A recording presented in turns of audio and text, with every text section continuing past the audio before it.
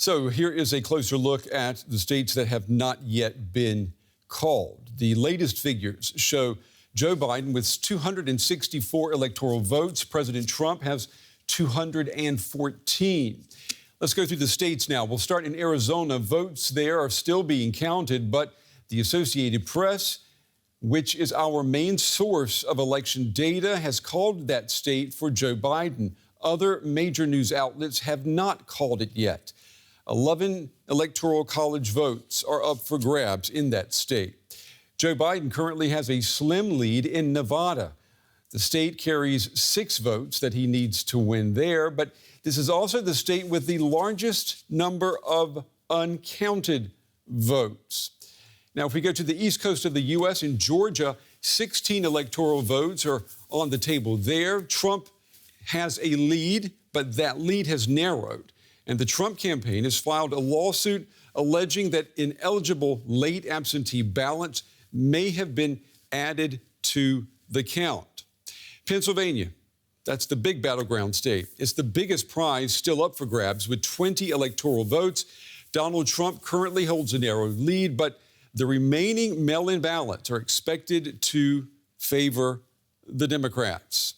So with votes still being counted, Donald Trump's path to victory, it has definitely narrowed. States in red or blue have been called by the Associated Press for Trump or Biden. States in lighter blue or pink are leaning towards Biden or Trump, respectively. All right, let's get an update from Washington now with my colleague, Sumi Samaskanda. She is following the vote counting for us. Good evening to you, Sumi. So let's go through these states, starting with Nevada. We understand there could be an overall result there, maybe tomorrow evening. What's the situation? What are you hearing?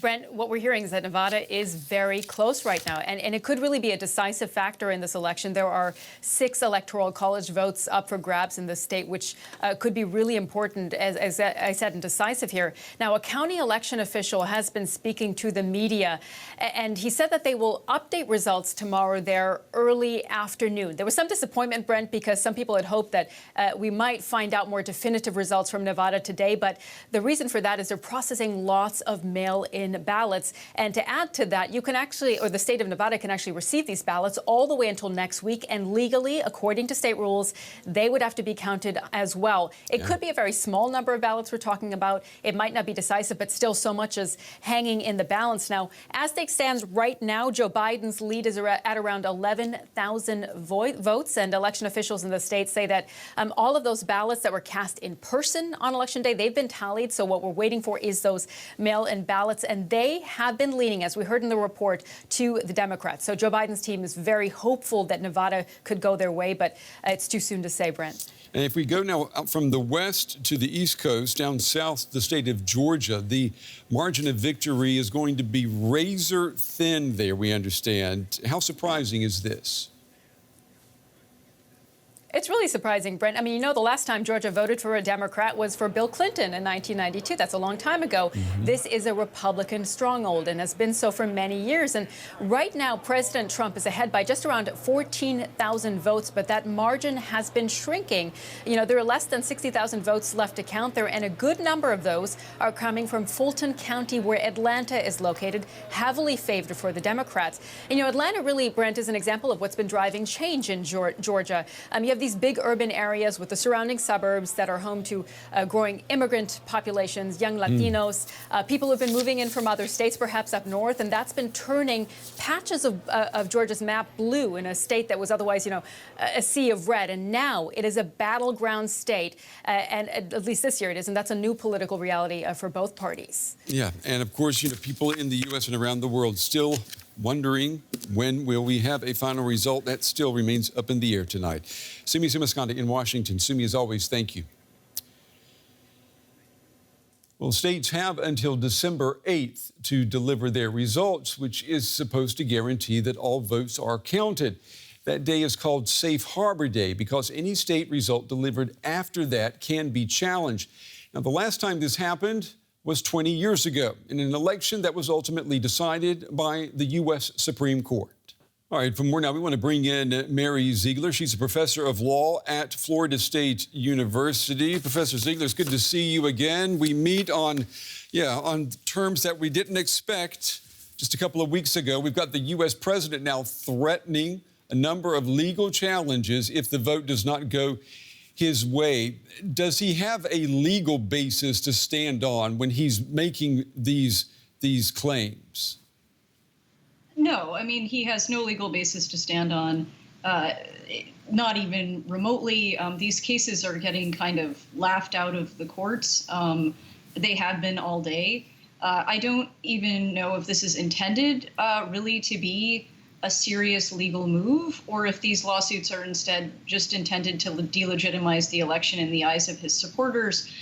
There have already been reports that Trump is considering running again in 2024, and these lawsuits might be more an appeal to the GOP base. They certainly aren't an appeal to the Supreme Court.